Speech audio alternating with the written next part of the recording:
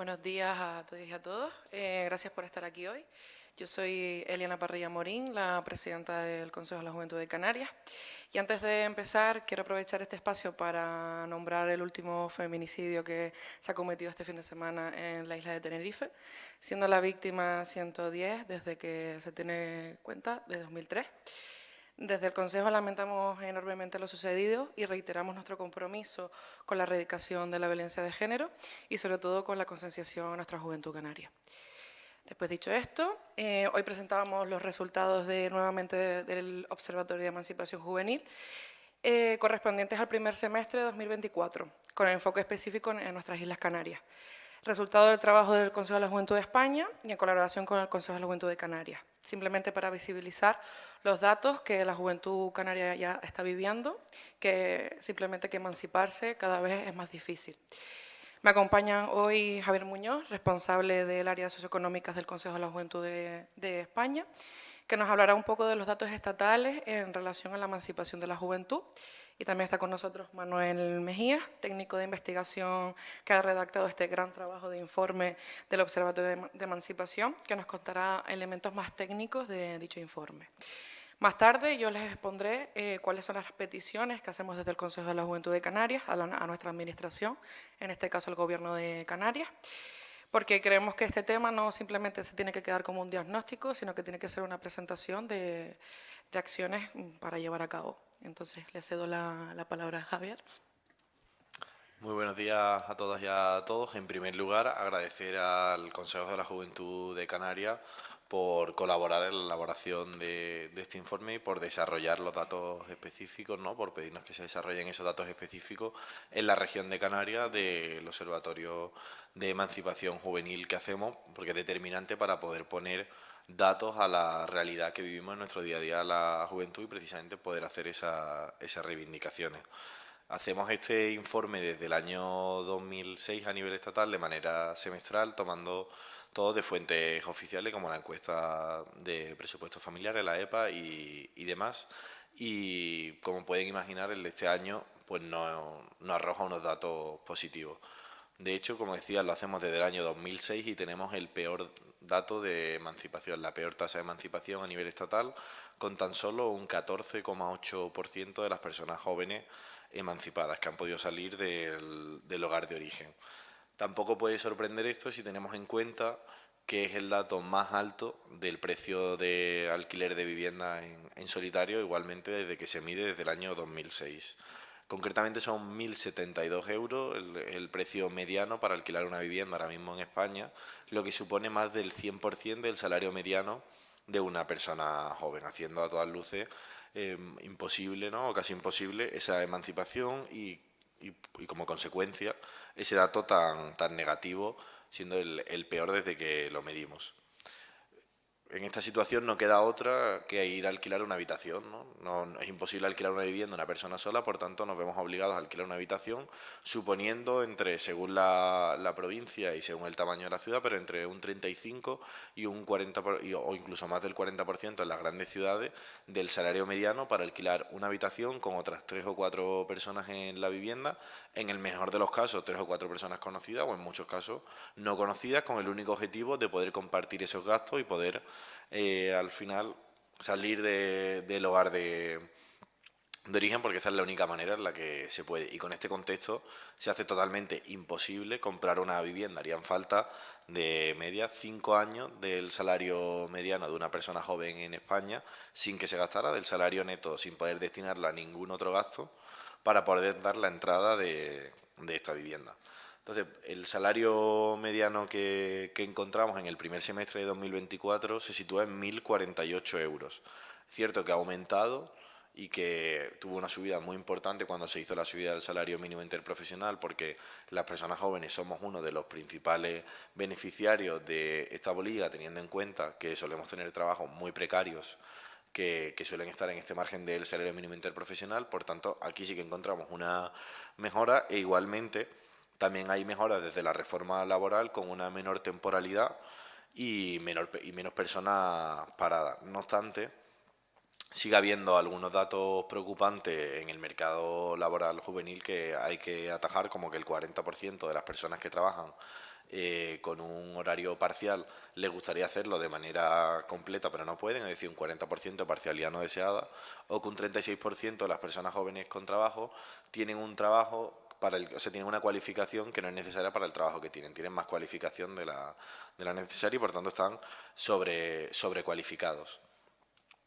Lo que ocurre, aunque ha habido estas mejoras, ¿no? Porque podríamos decir que está ocurriendo para que haya una mejora en el mercado laboral, que debería ser como la principal herramienta de acceso a la emancipación, tener un empleo.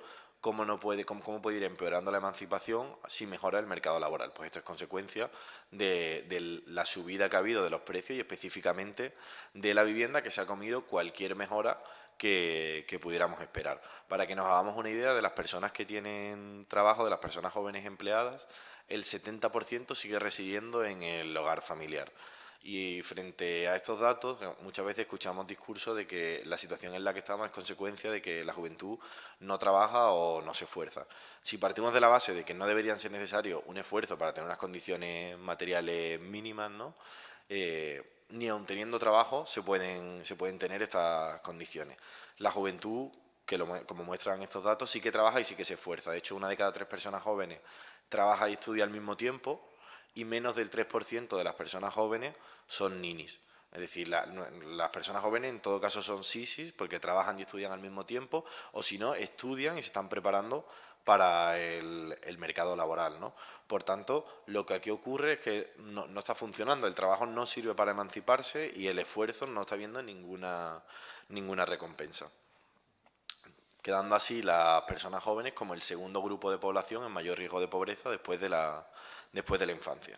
La principal conclusión que traemos de estos datos es que las personas jóvenes no somos ciudadanas de pleno derecho, en el sentido de que no tenemos una capacidad real de poder elegir y poder desarrollar nuestro proyecto vital en unas condiciones mínimas de certeza y de libertad, al fin y al cabo, porque todas las elecciones que hacemos a la hora de desarrollar nuestra vida, dónde vamos a vivir, a qué vamos a estudiar, dónde vamos a trabajar, con quién vamos a convivir, vienen determinadas por las precarias condiciones materiales que tenemos.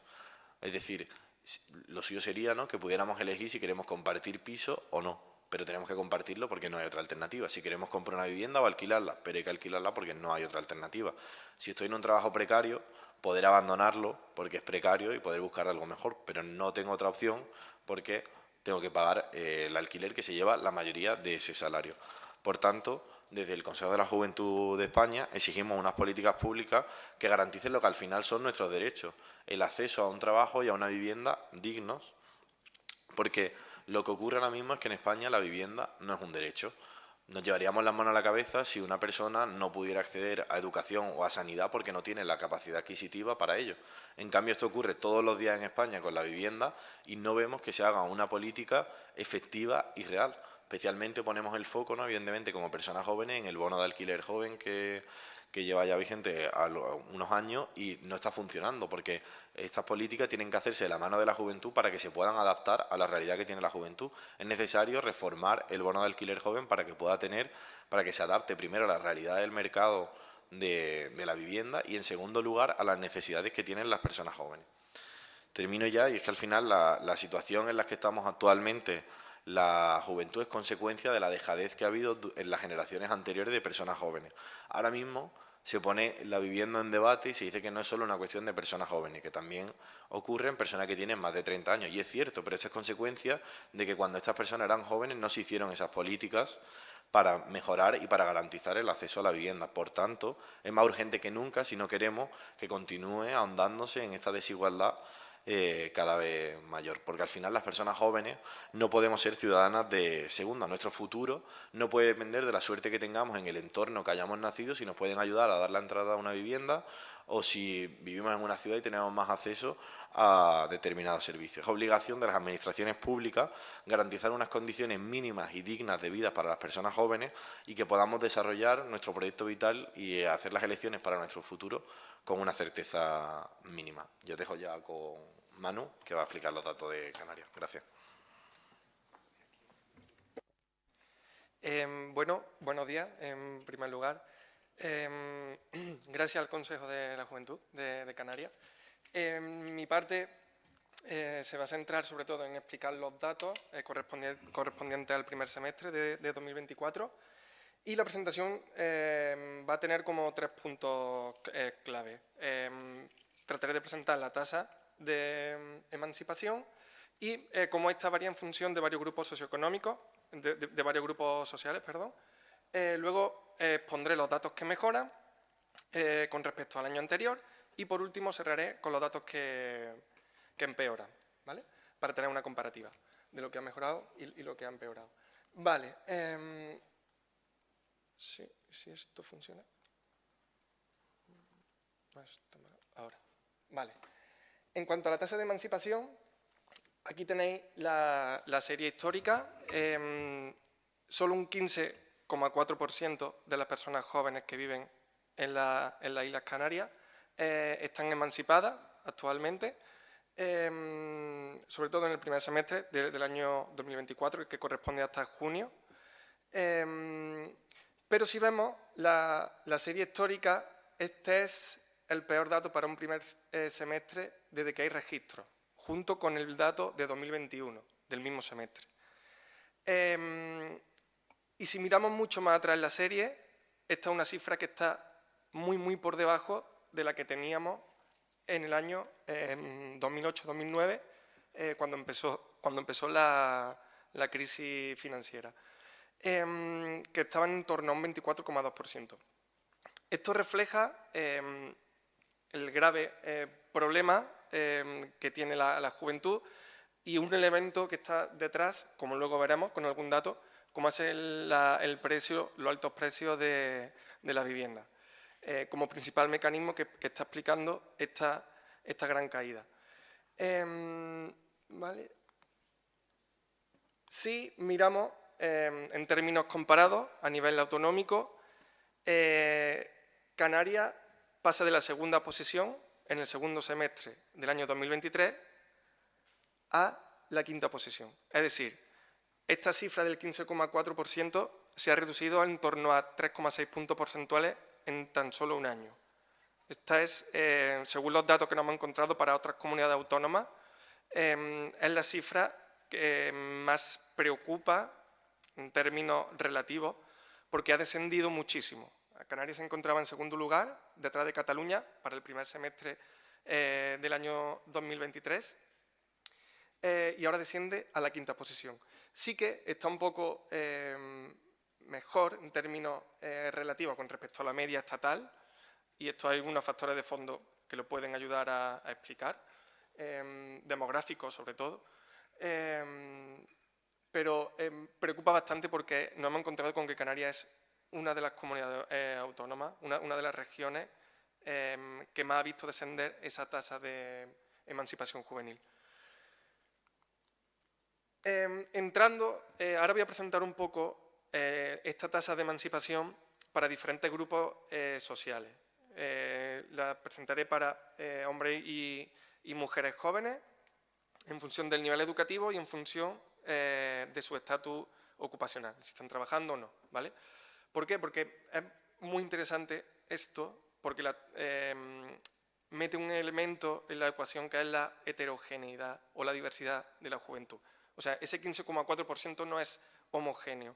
Si lo desagregamos en función de distintas variables sociodemográficas, vamos a ver diferencias bastante notables, ¿vale? Por ejemplo, en cuanto al sexo, sí que vemos una tendencia que se repite comunidad tras comunidad autónoma e informe tras informe, y es que las mujeres jóvenes tienen una mayor tasa de emancipación con respecto a los hombres. Pero aquí hay un truco, o sea, ellos sí que lo hacen más, si nos fijamos en este gráfico verde, en esta barra verde de la derecha, los hombres jóvenes lo hacen mucho más en solitario.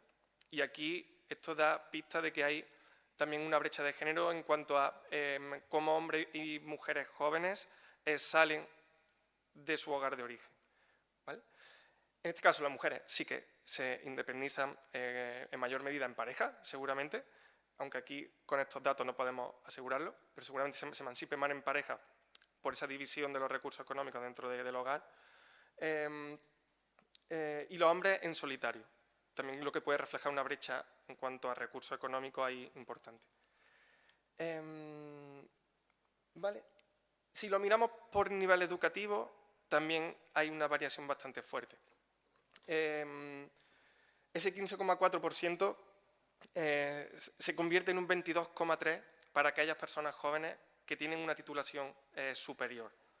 Esto ya pone un poco más o afina más sobre la tasa de emancipación, cómo varía en función del estatus socioeconómico de las personas, ¿vale?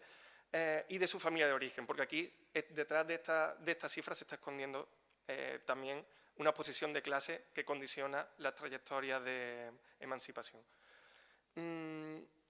Y por tanto hay un gradiente educativo bastante claro, con un 10,2 para aquellos que tienen estudios secundarios obligatorios, digamos hasta la ESO, con respecto al 22,3 que tienen estudios superiores, ¿vale? Esto no dice nada de a qué edad sale cada persona joven de su casa, ¿vale?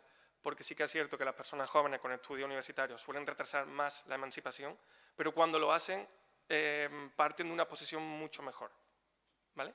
Lo hacen en unas condiciones mucho más óptimas o de mucha más ventaja. Por tanto, los recursos juegan un papel principal, tanto en el nivel educativo como en el nivel ocupacional. Si miramos la tasa de emancipación en función de si la población joven está ocupada, en paro o está inactiva, observamos un gradiente un tanto similar.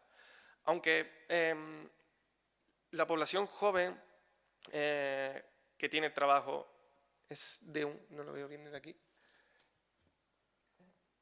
un 27,5 están emancipados y emancipadas, ¿vale? Que tienen entre 16 y 29 años. Vemos que cerca de casi el 70%, como bien ha comentado Javier, una cifra que se parece a la estatal, incluso teniendo trabajo, no se ha emancipado todavía. Por tanto, aquí hay un problema de fondo. Aunque se agrava mucho más si están en paro o si están en una situación de inactividad. Si miramos a la cohorte o al grupo de edad de 30 a 34 años, que en teoría es ya una edad a la que se ha tenido que salir del hogar de origen, en teoría, observamos ese mismo gradiente, ¿vale? Aquella población que está ocupada tiene una mayor posibilidad de salir antes de su hogar de origen. Vale, ahora os pondré los datos que mejoran con respecto al año anterior. Uno de los datos que mejoran es la tasa de paro. Esto es una tendencia generalizada en casi todas las comunidades autónomas. La tasa de paro joven está bajando, ¿vale? Lo que refleja una tendencia positiva en el mercado laboral. A la par que el salario medio joven ha subido, ¿vale? Observamos que en torno a un 13% con respecto al año anterior. Esto puede ser efecto del ingreso mínimo vital, incluso del salario mínimo interprofesional, perdón, de la subida. Y ha subido de 11.348 a 13.154 euros en un año. Vale. Este no lo veo. Vale. Lo mismo ocurre con los ingresos de los hogares jóvenes. En términos absolutos y también relativos suben con respecto al año anterior. Y que esto ya se ha comentado bastante, pero aquí hay un dato curioso también que tiene más que ver con el nivel educativo, aunque directamente este gráfico de la derecha de población joven con estudios secundarios obligatorios no mide directamente la tasa de abandono escolar, sí que refleja también una tendencia positiva, como ya han profundizado en ello numerosos estudios, en que la cifra de abandono escolar temprano está disminuyendo, ¿vale? De hecho, en referencia a otros estudios, alrededor de 13 puntos porcentuales en una década, ¿vale? Lo que es bastante importante. Y también refleja la tasa descendiente de esta tasa de abandono escolar, que viene reduciéndose en todo el Estado, pero también en unas comunidades autónomas más que en otras, y Canarias es una de ellas, ¿vale? Luego, los datos que empeoran, aquí encontramos a los sospechosos habituales de siempre. El primero de ellos es la evolución, presento este gráfico, el de la izquierda, la evolución interanual de los precios de la vivienda, que ha subido tanto de la vivienda de venta libre como la vivienda en alquiler. El precio de una vivienda en alquiler para el primer semestre del año 2024 se situaba en 1.136 euros, lo que corresponde a una subida de un 13% con respecto a un año. A pesar de la subida del salario mínimo interprofesional, el mecanismo que está explicando ese 3,6 puntos porcentuales menor en la tasa de emancipación sigue siendo esto. Este es el mecanismo que lo está explicando. Los altos precios de la vivienda y la imposibilidad de acceso a una vivienda digna para la población joven. Tanto en alquiler como en compraventa. La compraventa se situó en 181.180 euros, con una subida relativa de 6,7 puntos porcentuales. Por tanto, estamos igual, ¿vale? Incluso en el alquiler, su tasa de aumento relativo es el doble, como mínimo el doble. Por tanto, esto agrava las posibilidades de emancipación de la población joven. Otro indicador que empeora es la tasa de sobrecualificación. Lo hace mucho menos que los indicadores de vivienda, porque es bastante evidente, pero sí que preocupa que empeore con casi un punto porcentual con respecto al año anterior. Y es que más de un tercio de personas jóvenes en Canarias se encuentra sobrecualificada, ¿vale? Y esto es un dato preocupante porque da una pista de que no hay un mercado laboral, es un tejido productivo que adecue o que introduzca a las personas jóvenes a trabajar en función de su cualificación. Y por último, como fórmula alternativa al acceso a la vivienda, tanto en alquiler como en un piso en solitario, como a la compraventa, era evidente que esto tenía que subir también, ¿vale?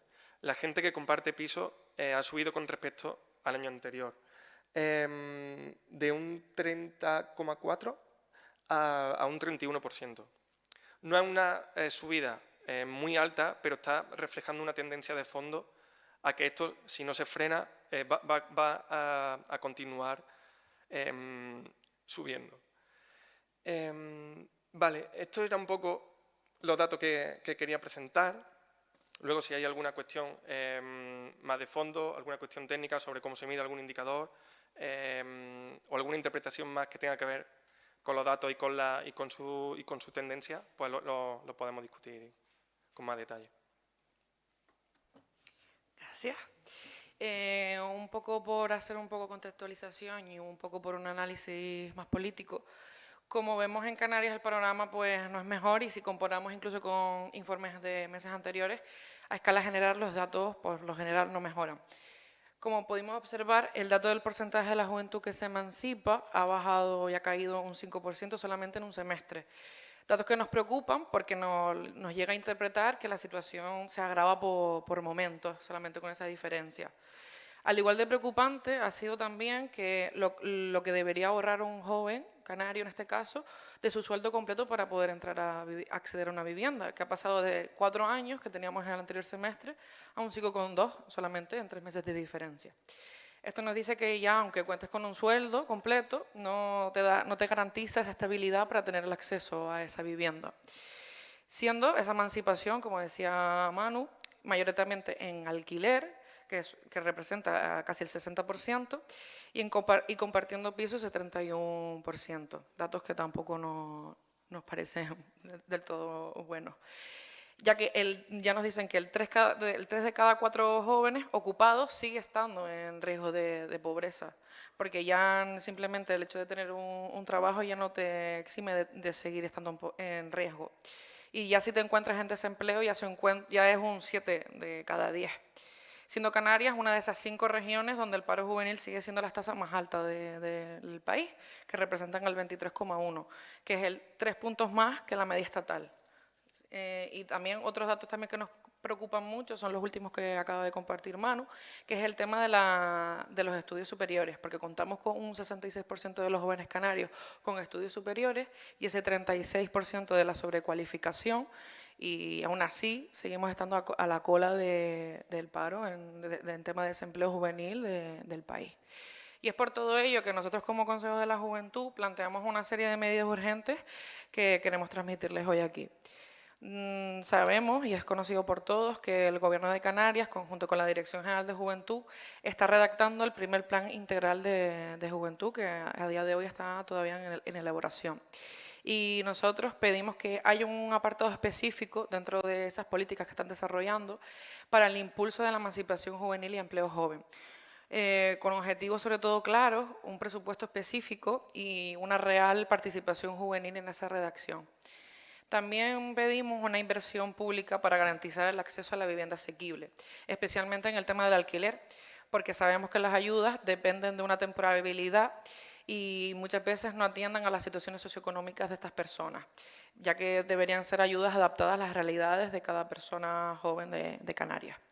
Y sobre todo, garantizar la representación de las personas jóvenes en la toma de decisiones, porque creemos que cuando se están desarrollando este tipo de políticas deberían contar con nosotras, sobre todo para que nada sobre nosotras sea sin nosotras.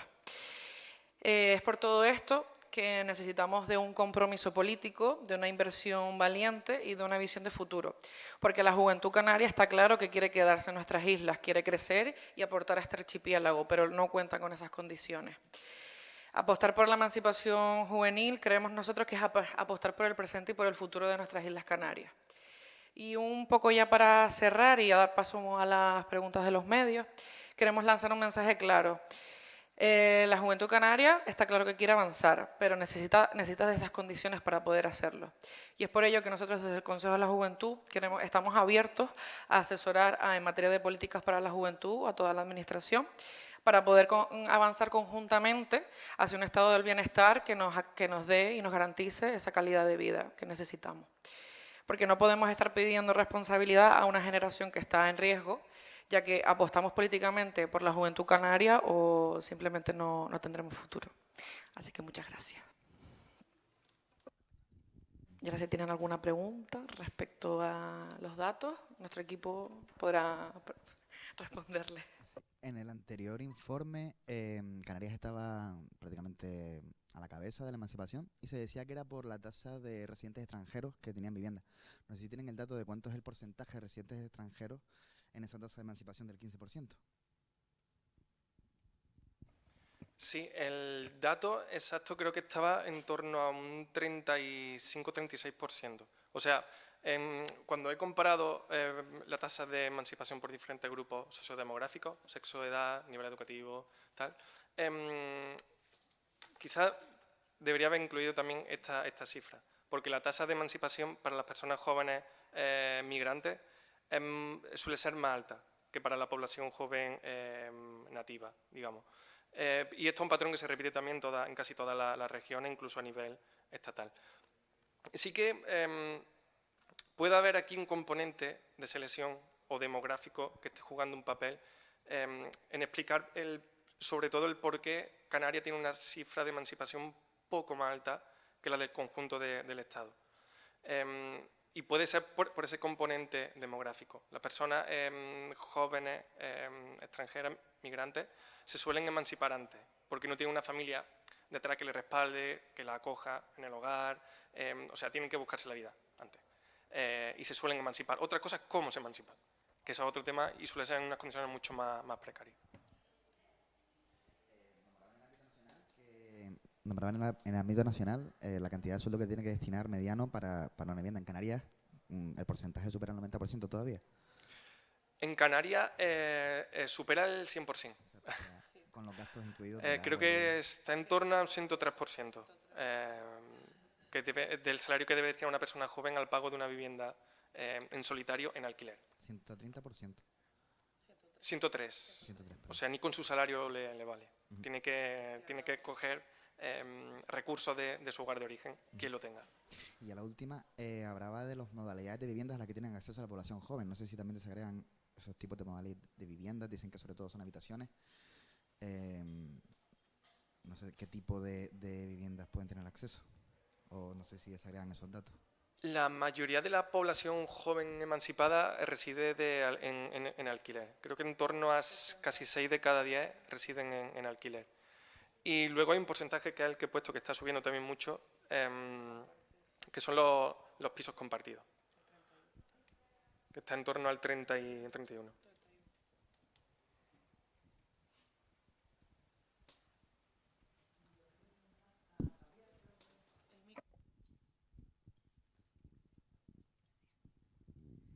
Javier era tu nombre, ¿no? Has hablado del bono de alquiler joven, has dicho que no funciona y que hay que adaptarlo tanto a la realidad del mercado de la vivienda como a las necesidades de los jóvenes. ¿Podrías concretar un poco qué piden ustedes respecto a esto? Sí, bueno, el principal problema que tiene el bono de alquiler joven es que los precios que se exigen, como los umbrales del alquiler máximo que se puede pagar por una habitación o por una vivienda, son precios que no se encuentran casi en ninguna provincia. Entonces, al final es un poco endiablado, ¿no? Porque tienes una ayuda al alquiler, pero no puedes vivir en un alquiler demasiado caro, pero no elegimos vivir en un alquiler caro, simplemente es el que hay. Entonces, esa es una de las principales problemáticas y luego, evidentemente, hace falta una mayor coordinación a nivel estatal con las propias comunidades autónomas al estar delegada esa gestión. Eso es como los principales, ¿no? Los principales problemas que detectamos es que mucha gente no lo puede pedir y cuando se puede pedir llega muy tarde, llega incluso después del año de haberlo solicitado.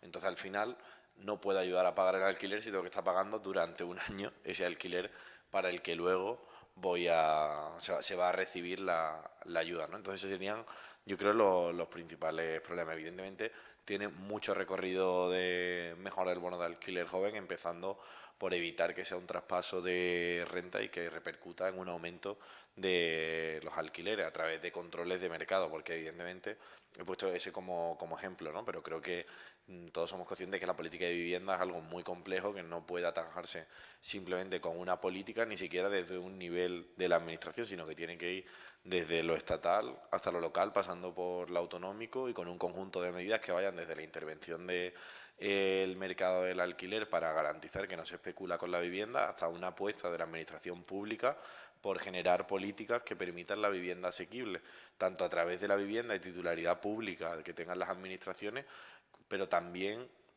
favoreciendo entidades que ponen vivienda que no son, o sea, que ponen vivienda sin beneficio o con un beneficio muy limitado, ¿no?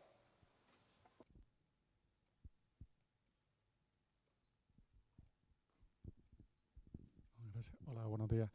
Yo quería un poco si nos podías ampliar por qué han pedido ustedes que se les haga caso. Al Consejo de Juventud no se le hace caso desde el gobierno regional. No sé si ustedes tienen conocimiento de las nuevas medidas que se han tomado para la promoción de viviendas, si están de acuerdo con esas medidas, con la inversión que se hace a través de la reserva de inversiones, que mucho se habla que puede ser vivienda de lujo, no vivienda accesible. Esas dos cuestiones, si consideran que están siendo escuchados por parte del gobierno y si creen que las medidas que toma el gobierno actualmente van en favor de la juventud. Yo creo que sí es verdad que en la materia de lo posible sí se nos ha escuchado en ese sentido cuando nos han llamado para escuchar nuestra opinión, pero sí es verdad que pienso que se pueden ir un poquito más allá. Sí es verdad que, por ejemplo, con el tema de los bonos, nosotros tenemos una opinión en el sentido de que suele ser de temporabilidad, que suelen darte esa ayuda un tiempo y luego ya no te la dan más. Entonces, creemos que las causas paliativas de cosas concretas al final no solucionan, sino que incluso muchas veces agravan, porque cuando se te acaba la ayuda se acabó, no te la vuelven a renovar. Entonces, sí es verdad que se están intentando hacer cambios y medidas y actualizar un poco la política, pero yo creo que también falla un poco en el acercamiento que se da a la juventud, porque muchas veces suelen ser procesos muy burocráticos en el sentido de te piden muchos papeles, muchas justificaciones, muchas facturas y mucho demás, que al final alarga los plazos, incluso muchas veces lo complica, y los jóvenes al final lo que necesitan es que soluciones hoy y no para mañana, porque al final es como te pido mucha documentación para simplemente meterte 200 euros al mes, que te va a durar durante 2 años. Entonces, tampoco es que te dé ese tiempo de tu vida como para poder hacer las gestiones de la subvención. Entonces, muchas veces lo burocrático y lo poco acercado que está la administración a la juventud, yo creo que esa es la mayor queja que nosotros podemos tener al respecto. Y por otro lado, en relación a los, digamos, jóvenes migrantes que llegan hasta aquí, no sé si hacen, evidentemente un joven cuando emigra a Canarias tiene que independizarse si sale de su país de origen, de su región de origen, porque está fuera de su familia, o se refieren a familias, digamos, no de origen, digamos, de origen extranjero o no residente, cuyos hijos tienen más posibilidades de salir fuera. No sé si comprende un poco la diferencia. Sí, el dato que se ofrece es solo de personas jóvenes migrantes, extranjeras. O sea, no se computa a nivel de hogar. No sabemos, con los datos de la EPA, o no presentamos ese dato en concreto, sobre hogar migrante, que esté conformado por no solo la persona joven, migrante, sino por toda su familia. O sea, es el dato de la persona joven extranjera, migrante. Y un poco una cuestión es quizás un poco más política, de actuación de ustedes como consejo escolar, y se están tomando o se están intentando tomar medidas en relación a la residencia de personas extranjeras, la compra de viviendas. ¿Ustedes distinguen entre jóvenes residentes de origen canario o jóvenes que no lo son? ¿Cuál es un poco el perfil con el que ustedes trabajan, o si creen que hay que potenciar que el joven de origen canario tenga más posibilidades? Sí, es verdad que, por ejemplo, en el último informe del semestre hicimos la diferenciación entre jóvenes canarios y jóvenes residentes en Canarias. Porque sí es verdad que el dato muchas veces se ve influenciado porque son jóvenes extranjeros, normalmente, sí es verdad que la última vez lo dijimos, de Europa, que vienen a teletrabajar a Canarias. Entonces, sus sueldos europeos, por decirlo de una manera, sí les permite tener un acceso a una vivienda de los precios que hay en Canarias. Y ahí es cuando ya el dato se ve un poco transicionado, en el sentido de sube un poco el indicio, porque esas personas cuando llegan a Canarias ya cuentan como jóvenes residentes en Canarias. Entonces se ve un poco más influenciado ese dato.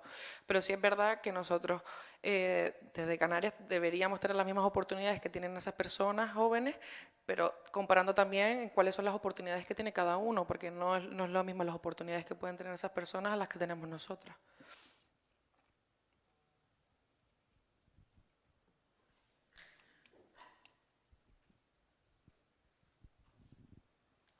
No sé si hay alguna más.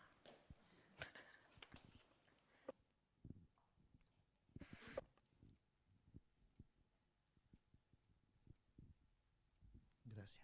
Buenos días. Quería preguntar, ¿qué segmento de valoración se ha hecho? Si ha sido solamente provincial, si se ha incluido el hecho insular y qué diferencias aprecian. No sé si en la encuesta qué porcentaje realmente ha sido encuestada o consultada en base a las cifras que existen sobre el total de la población de Canarias, que son 2.100.000 y tantas personas. Sí, la mayoría son datos de la encuesta de población activa y de la encuesta de condiciones de vida. Yo creo que son las dos únicas encuestas que tiene el INE, con un diseño metodológico, yo creo que es el más serio que tiene el país, y sí que es representativo de la población joven. De hecho, todos los datos que aparecen se pesan o se calibran en función de un factor de ponderación para eso, para que cuando se haga la inferencia estadística se haga de un modo que sea representativo para la población joven.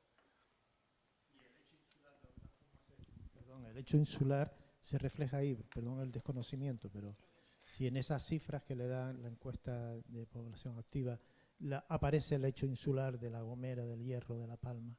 No, solo tenemos el dato de emancipación para Santa Cruz de Tenerife, que estaba en un 22,27%, y de Las Palmas, que estaba en un 9,43%.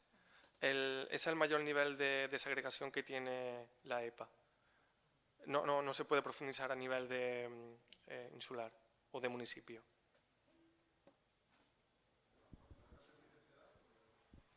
El 22,27 para Santa Cruz de Tenerife. Sí, sí, provincia. Y el 9,43 para Las Palmas. Son personas jóvenes emancipadas. Tasa de emancipación. Sí, también es por lo del precio de la habitación.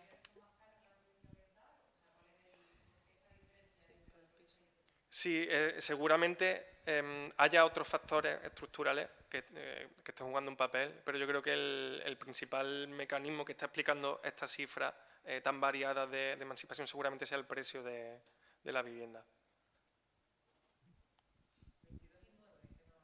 Sí, 22,27 para Santa Cruz de Tenerife y 9,43 para Las Palmas.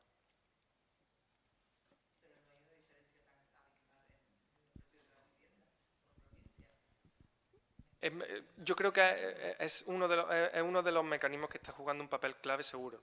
Obviamente, cuando se estudian fenómenos sociales es multicausal. Hay muchísimas causas seguro detrás. Y pesarán factores demográficos, factores sociales de cada región o de cada provincia. Pero uno de los mecanismos que está jugando un papel clave en las tasas diferenciales de emancipación es el alto precio de la vivienda.